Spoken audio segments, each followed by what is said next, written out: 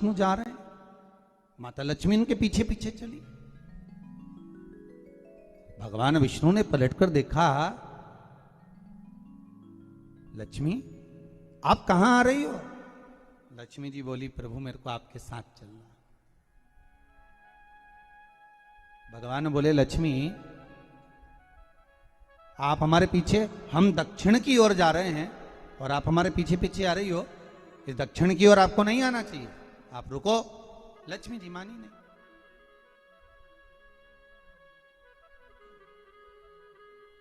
समझाने वाला व्यक्ति जब समझाए, देखो अभी अपने पास में इतना नहीं है, कोरोना महामारी के कारणवश हो सकता है कि थोड़ी कमाई कम हुई हो, इसलिए काम करते हैं। कोई वस्तु लेना है तो अपन बाद में ले लेंगे, अपन बाद में प्राप्त कर लेंगे। नहीं नहीं नहीं, मेरे को तो चाहिए। मालूम पड़े जिद पे अड़ गए, बहुत कुछ भी हो जाए मुझे तो ये सामान लाकर देना ही पड़ेगा, तो ये श्रेष्ठता नहीं। भगवान विष्णु लक्ष्मी जी से तुरंत, लक्ष्मी कहां जा रही हो? आपको मालूम है ये दक्षिण दिशा है जहां मैं जा रहा हूं, सुनो आप यहां प्रवेश ना करिए।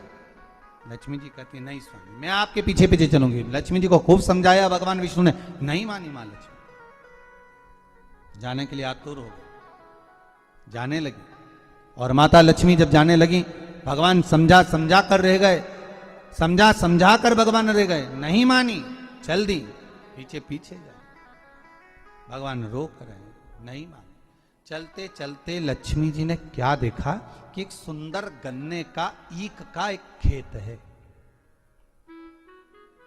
आपने देखा होगा, जितने भी लोग इस पावन धन्वंतरी कथा को सुन रहे हैं, धनतेरस के पावन कथा को श्रवण कर रहे हैं, उन्होंने देखा होगा कि जब दिवाली की पूजन होती है तो दीपावली की पूजन में कई जगह पर गन्ने को, ईख को पूजन में रखा जाता है।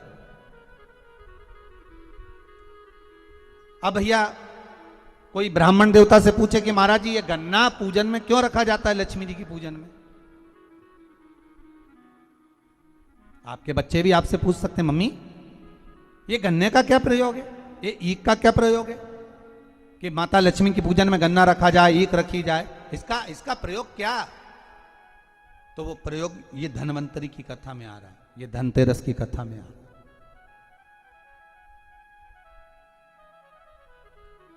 महाराज, हिंदू धर्म के अंतर्गत भगवान की पूजन में जो जो सामग्री चढ़ती है उसका कहीं ना कहीं कुछ ना कुछ प्रमाण जरूर रहता है, जरूर।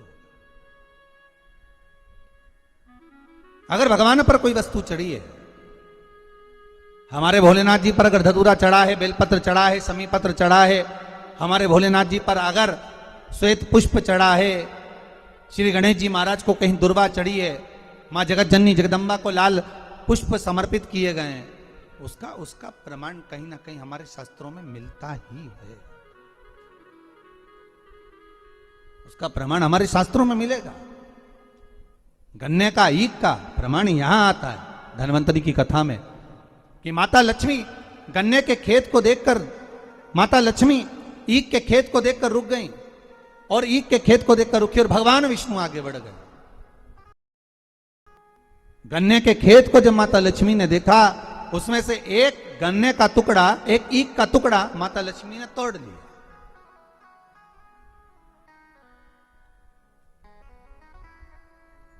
अब जब गन्ने का टुकड़ा तोड़ा, ईख का टुकड़ा जब माता लक्ष्मी ने तोड़ लिया, तब उस गन्ने को तोड़कर माता ने मुख में उसको खाना, चबाना चालू करा। उस गन्ने का रस माता प्राप्त करने लगी।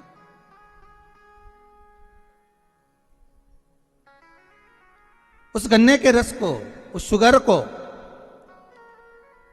गन्ने के उस रस को, ईख के उस रस को माता लक्ष्मी आराम से प्राप्त कर रही हैं और भगवान आगे निकल गए। लक्ष्मी जी रुक गई।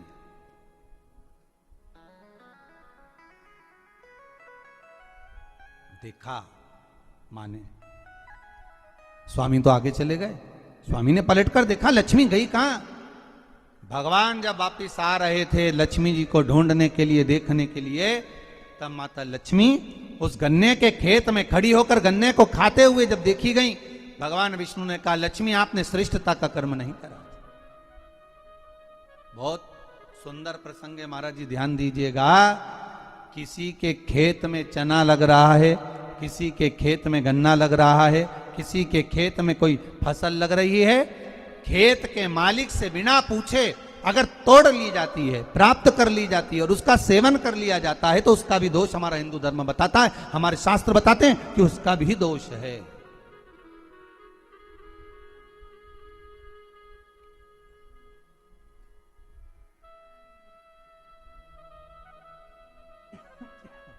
उसका भी दोष। पहले भी कथा में कहा,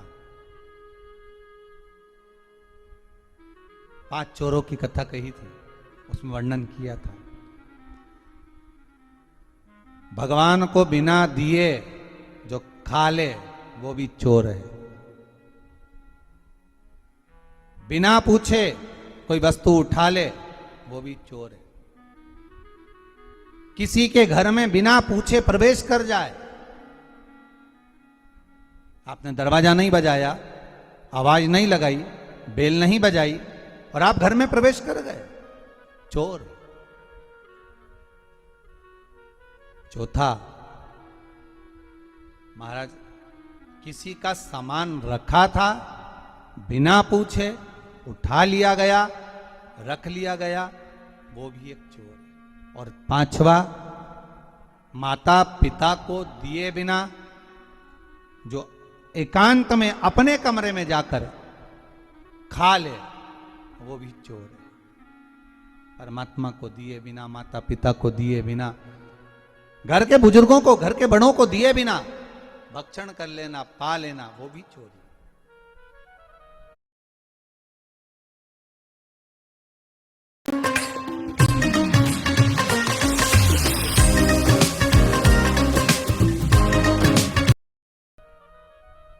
उन 5 चोर में एक चोर का प्रमाण यहां पर आ जाता है महाराज जी, कि किसी के खेत में, किसी के भवन में, किसी के घर में अगर आप प्रवेश कर रहे हो, किसी की कोई वस्तु रखी हुई है, उसको पहले आज्ञा लीजिए, पूछिए क्या हम ये ग्रहण कर सकते हैं, क्या हम ये ले सकते हैं। किसी के घर में प्रवेश कर रहे हो तो पहले आवाज लगाइए, दरवाजा बजाइए, बेल बजाइए, क्या मैं अंदर आ सकता हूं, क्या मैं प्रवेश कर सकता हूं। प्रवेश कर। महाराज जब प्रवेश हुआ, लक्ष्मी जी ने गन्ने को तोड़ा, खाया, ईख को देखा, भगवान नारायण को बड़ा क्रोध आया। नारायण बोले, ए लक्ष्मी तुम क्या कर रही हो? तुमने क्या खेत के मालिक से, किसान से पूछा? उस किसान से आज्ञा लिया आपने कि मुझे गन्ने खाना है, मुझे ईख खाना है, मुझे इसका रस प्राप्त करना है? आपने आज्ञा ली है? आपने पूछा है? माता लक्ष्मी जी हंसकर मुस्कुराकर बोलती हैं, पूरा ब्रह्मांड, पूरी पृथ्वी, संपूर्ण विश्व हमारा ही तो है। ये संपूर्ण ब्रह्मांड, संपूर्ण विश्व हमारा ही तो है। हम पूछें और हम आज्ञा लें तब प्रवेश करें, ये नहीं हो सकता। भगवान को क्रोध आ गया।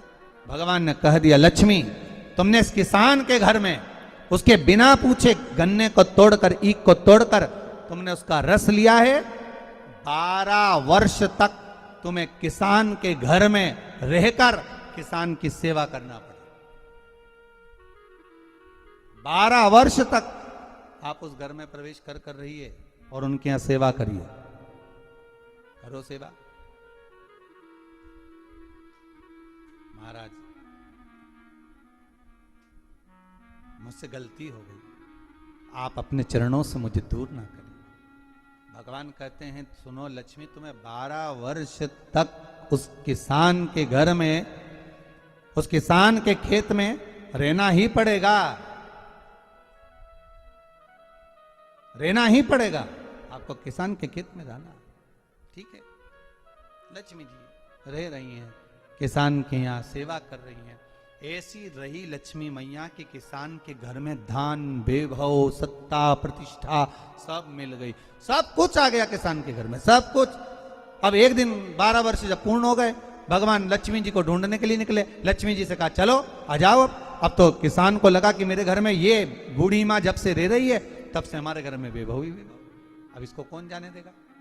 आपके घर में कोई ऐसा व्यक्ति आ जाए जिसके चरण पड़ते से ही आपके यहाँ खूब वैभव धन सत्ता सब कुछ प्राप्त हो जाए, तो आप में से कितने लोग हैं जो उनको वापिस जाने दोगे, निकलने दोगे, वापिस जाने दोगे? कोई नहीं जाने।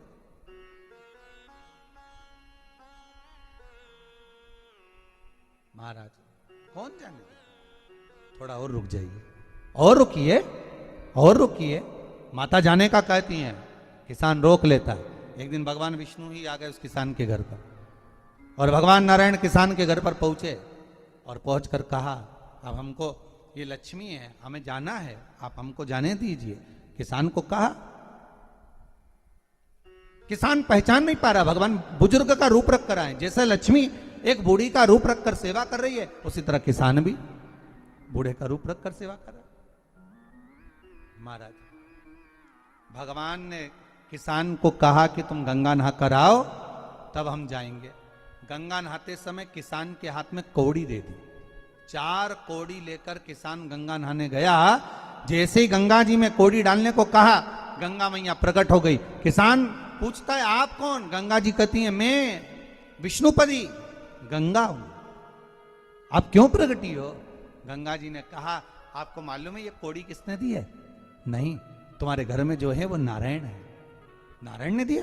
अब दौड़ कर गया और नारायण के चरणों को पकड़कर कहा नाथ आप क्यों आए हो ये तो बताओ। भगवान ने कहा आपको मालूम नहीं, मैं लक्ष्मी को लेने आया हूं, पर लक्ष्मी को तो मैं अपने यहां रखना चाहता हूं नाथ, मैं इसको छोड़ नहीं सकता।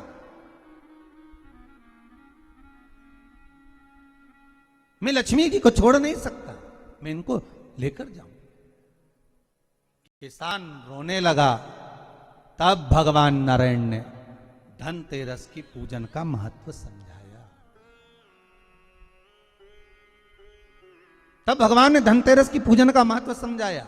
सुनो किसान, मृत्यु लोक में रहने वाला मानव अगर धनवंतरी की पूजन करता है, धनतेरस के दिन कार्तिक महीने में पड़ने वाली सुंदर त्रयोदशी तिथि को जो धनवंतरी की पूजन करेगा, उसके घर से लक्ष्मी कभी बाहर नहीं जाएगी। नारायण जैसे बोले तो किसान तुरंत प्रसन्न हो गया। प्रभु प्रभु आप मुझे वो उपाय, आप मुझे वो पूजा का प्रयोग, आप मुझे वो महत्व उस धनवंतरी पूजन का, उस धनतेरस की पूजन का बता दीजिए, जिससे मेरा कल्याण हो जाए, जिससे मेरा उद्धार हो। भगवान विष्णु बोले किसान सुनो, ये धनवंतरी मेरा ही एक अंश होता है। जैसे मेरे हाथ में शंख चक्र गदा पद्म सब धारण करा हुआ हूं, उसी तरह धनवंतरी का स्वरूप का यदि आप दर्शन करेंगे, आप धनवंतरी के चित्र का अगर दर्शन करेंगे तो एक हाथ में उनके भी चक्र है, एक हाथ में उनके शंख है, एक हाथ में उनके औषधि है, एक हाथ में उन्हें अमृत का कलश है, और भगवान स्वयं नारायण का अंश प्रकट हो रहा है। बोल धनवंतरी भगवान की, धनवंतरी भगवान की। कहते हैं धनवंतरी भगवान का प्रागट्य जब हुआ था तो भगवान शंकर ने धनवंतरी देव को देखकर कहा वाह रे प्रभु वाह, क्या सुंदर स्वरूप धारण कर कर आए हो। प्रभु जब मेरे लिए विष लेकर आए थे तब एक आनंद दूसरा था, पर आज अमृत लेकर आए हो उसका आनंद दूसरा है। बहुत अलग अलग बातें महाराज। शिव महापुराण की कथा कहती है 2 तरह की वाणी होती है, एक में आपने क्रोध कर दिया, अपशब्द कह दिया, ताना दे दिया, गालियां दे दी, और एक शब्द अमृत का मीठा बोल दिए, प्रेम की वाणी बोल दी, उसका एक आनंद दूसरा है, उसका एक संबोधन दूसरा है। एक विष लेकर आ रहा है, एक अमृत लेकर आ रहा है। शिव जी कहते हैं जो अमृत लेकर आ रहा है उसका आनंद ही दूसरा है, उसके चेहरे की चमक ही दूसरी है। भगवान विष्णु कहते हैं सुनो किसान, मैं आपको धनवंतरी पूजन का विधान बताता हूं। भगवान कहते हैं किसान, सुंदर कृष्ण पक्ष की त्रयोदशी को कार्तिक के महीने में धन्वंतरी देव का पूजन, धनतेरस का पूजन माना जाता है। सुनो किसान, एक सुंदर भूमि पर देसी गाय का गोबर से लीपन कर कर, अगर गाय का गोबर ना मिले सुंदर जल से लीपन कर कर, वहां एक सुंदर चौक को पूर कर, आप सभी को ज्ञात होगा कि चौक पूरने में रंगोली का प्रयोग नहीं होता। आप लोगों को मालूम होगा चौक पूरने में आटा और हल्दी का प्रयोग होता है। काय का प्रयोग होता है? आटे और हल्दी का प्रयोग। आटे हल्दी का प्रयोग क्यों होता है?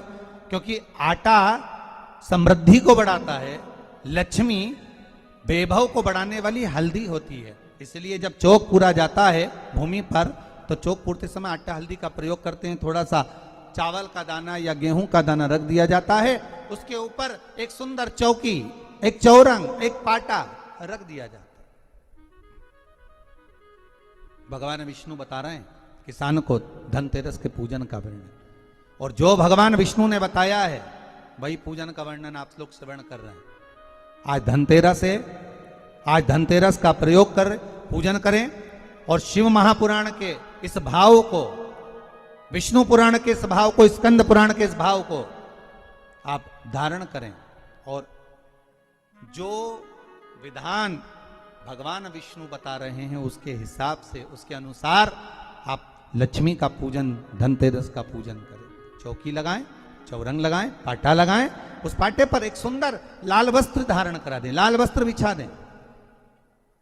एक थाली लें, उस थाली पर कंकु से, रौली से, कुंकू से गिला कर कर स्वस्तिक का निर्माण कर दें।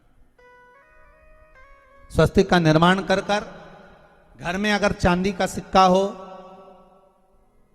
अगर चांदी का सिक्का नहीं हो, चांदी का कॉइन नहीं हो, तो अपने घर का 1 का सिक्का, 2 का सिक्का, 5 का सिक्का, 10 का सिक्का, जो भी आपके घर में हो वो कॉइन ले लें महाराज, उसको थाली के अंदर रख दें स्वस्तिक के ऊपर। फिर उसका स्मरण करें, आटे के 7 दिए बनाएं, एक थाली में, एक प्लेट में रख लें, घी के दिए बनाएं और उसमें सुंदर बाती को लगा दें। ध्यान दीजिएगा, इसमें जो बाती लगेगी वो लंबी बाती लगेगी। लक्ष्मी जी की पूजन में जितनी भी बाती लगे वो लंबी लगे। महाराज घी के दिए लगा दें 7, सातों दियों को प्रज्वलित कर लें, प्रकट कर लें। एक दिया तेल का लगा लें। तेल का जो दिया लगाया है, जहां पर आपने सिक्का रखा है, कॉइन रखा है, उसका लेफ्ट हैंड, मतलब आप ऐसे बैठे हो तो आपका सीधा हाथ की ओर आप तेल का दिया लग दें। और जो 7 दिए आपने लगाए हैं वो लक्ष्मी जी के राइट हैंड, मतलब आपका लेफ्ट हैंड हो गया, लक्ष्मी जी का राइट हैंड, आपका लेफ्ट हैंड हो गया, आपका उल्टा हाथ। वहां पर 7 दिए जो आपने प्रज्वलित करे हैं वो प्लेट में रख दें। सुंदर थाली जो आपने पूजन के तैयार करी है, उसमें कुंकू, रोली, हल्दी, अबीर, गुलाल, चंदन, मौली, लाल धागा, मौली, अमरबेल के टुकड़े, कमलगट्टे, हल्दी की गांठ, सुंदर भाव में उसको रखें। जल का पात्र सुंदर आनंद से, जो क्वाइन चांदी का और देसी क्वाइन आपने जो रखा है उसका जल से पूजन करें। लक्ष्मी पूजन का समय अलग अलग होता है, पर धनतेरस की पूजन का जो समय है वो प्रदोष काल से प्रारंभ हो जाता है। कब से प्रारंभ हो जाता है? प्रदोष, क्योंकि शिव के द्वारा निर्मित है लक्ष्मी पूजन का। महाराज क्वाइन का पूजन करें, कंकु आदि से पूजन करने के बाद दोनों सिक्कों को उठा लें। दोनों क्वाइन, जो चांदी का सिक्का है और जो देसी क्वाइन है, उसको उठाकर उस पर जो कलेवा है, मौली है, नाड़ा है, लच्छा है, उसको लपेटना प्रारंभ कर दें और उसको लपेटें। पहले चांदी का सिक्का लपेट दे, फिर देसी सिक्का जो आपने रखा है 1, 2, 5, 10 का जो सिक्का रखा है उसको लपेट, थाली में उसको रख लें। फिर वापस उस पर जल का छींटा देकर उसका पूजन करें। महाराज हल्दी, रौली, मौली, चंदन आदि लगाकर सुंदर भाव से चावल को हल्दी में भिगो लें और पीले चावल कर कर उल्टे हाथ में चावल लेकर माता लक्ष्मी के ऊपर जो 2 सिक्के रखे हैं उनका पूजन करें। साथ में जब चावल छोड़ते जाएं तो गणेश जी का भी स्मरण करते जाएं। हे रिद्धि सिद्धि के दाता श्री गणेश जी महाराज, आप हमारे यहाँ पर सदा माता लक्ष्मी को लेकर, कुबेर भंडारी को लेकर सदा विराजमान रहें, नारायण को लेकर सदा विराजमान रहें। चावल छोड़ते जाएं और बाबा से विनती करते जाएं, माता लक्ष्मी से निवेदन करते जाएं, भगवान शिव का स्मरण करें, भगवान नारायण का स्मरण करें, माता लक्ष्मी का स्मरण करें, रिद्धि सिद्धि के दाता भगवान श्री गणेश जी महाराज का स्मरण करें, छोड़ते जाएं।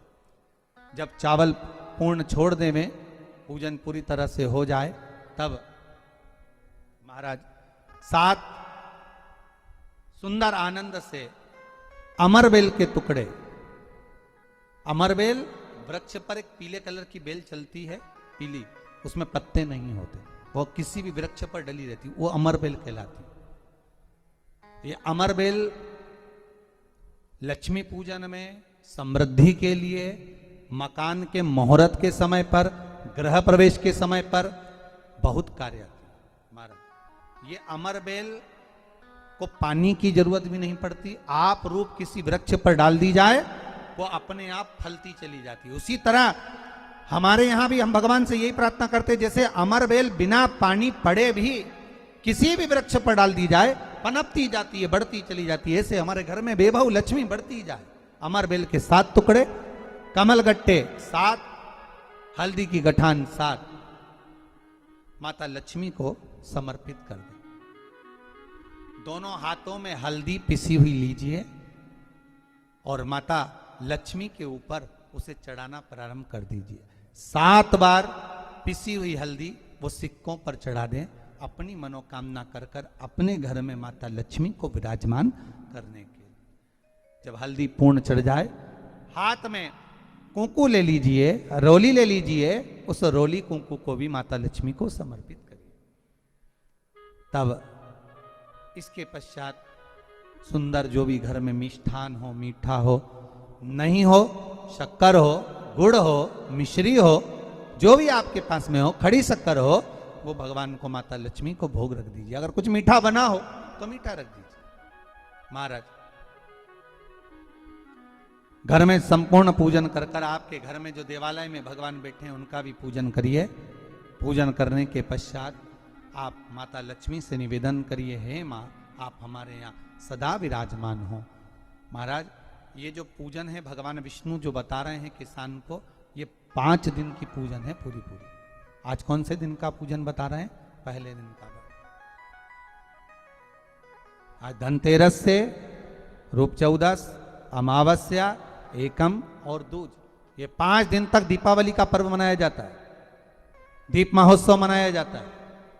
पूजन करने के बाद जो 7 दिए आपने प्लेट में रखे हैं, थाली में रखे हैं पूजन के लिए घी के, उन 7 दियों से माता लक्ष्मी की आरती उतारी।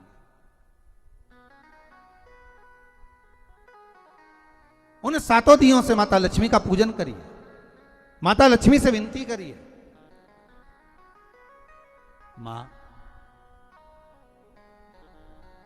हम आपके पुत्र हैं, मां आप हमारे घर का रास्ता भूल गई हो, बहुत कष्ट है, बहुत दुखी है, पर भगवान शिव पर विश्वास कर कर, कुबेर भंडारी पर, कुबेरेश्वर महादेव पर विश्वास कर कर, भगवान नारायण के सुंदर प्रसंगों पर विश्वास कर कर, मां भगवान शंकर का अनुमोदन कर कर, हे मां आप हमारे घर में विराजमान हो, मां आप हमारे मार्ग को, हमारे घर को, हमारे घर के रास्ते को, हमारे घर के द्वार को आप भूल गई हो मां। हे बेबहू लक्ष्मी, हे धन लक्ष्मी, हे संतान लक्ष्मी, हे मां लक्ष्मी, हे धान्य लक्ष्मी, आप हमारे घर में विराजमान। 7 दीप जो प्रज्वलित करे हैं उससे माता की आरती उतारिए, फिर माता को झोली पसार कर प्रणाम कर कर भूमि पर नमन करो। जब झोली पसार कर प्रणाम करें, झोली को अपनी ओर गिरा लें और माता को नमन कर कर जो 7 दिए आपने लगाए हैं उन 7 दिए को अलग अलग स्थान पर ले जाकर, जैसे घर के हॉल में, एक रसोई घर में, एक जहां पर आप लक्ष्मी रखते हो उस स्थान पर, एक घर के द्वार के पास में, एक तुलसी के क्यारे के पास में, ऐसे अलग अलग 7 स्थान पर उन दीप को रख दिया जाए महाराज। एक भगवान का जहां पूजन हुआ है, लक्ष्मी की जहां आराधना करिए, एक दीप वहां पर भी रखा जाए। जो तेल का दिया लग रहा है उसके पास में, फिर कहेंगे तेल का दिया माता लक्ष्मी के उल्टे हाथ पर और घी का दिया माता लक्ष्मी के सीधे हाथ पर। मतलब जो सिक्के आपने रखे हैं उस सिक्के का उल्टा हाथ तेल का, मतलब आपका सीधा हाथ होगा जहां तेल का दिया रखाएगा, और जहां आपका उल्टा हाथ होगा जहां पर घी का दिया लगाएगा, वहां माता जी का सीधा हो गया, आपका उल्टा हो। माता का स्मरण, माता लक्ष्मी से निवेदन करिए, हे मां कृपा सागर करुणा सागर मां, आप भगवान विष्णु के साथ विराजमान हो, आप भगवान नारायण के साथ में हमारे यहां सदा विराजमान हो मां, ऐसी कृपा कर दीजिए। महाराज मां से विनती कर कर बड़ा उत्साह, बड़ा उमंग, बड़ा आनंद रखना, ये भाव रखना घर में। भगवान विष्णु कहते हैं किसान से, हे किसान आपने अगर धन्वंतरी की पूजन करी है, धनतेरस की पूजन करी है, कोई वस्तु कोई सामग्री अगर आप लेकर आए हो, कोई पात्र लेकर आए हो, कोई तांबे का पात्र लाए हो, जो भी वस्तु आप नहीं लेकर आए हो उसका भी पूजन उसी दिन कर लेना चाहिए।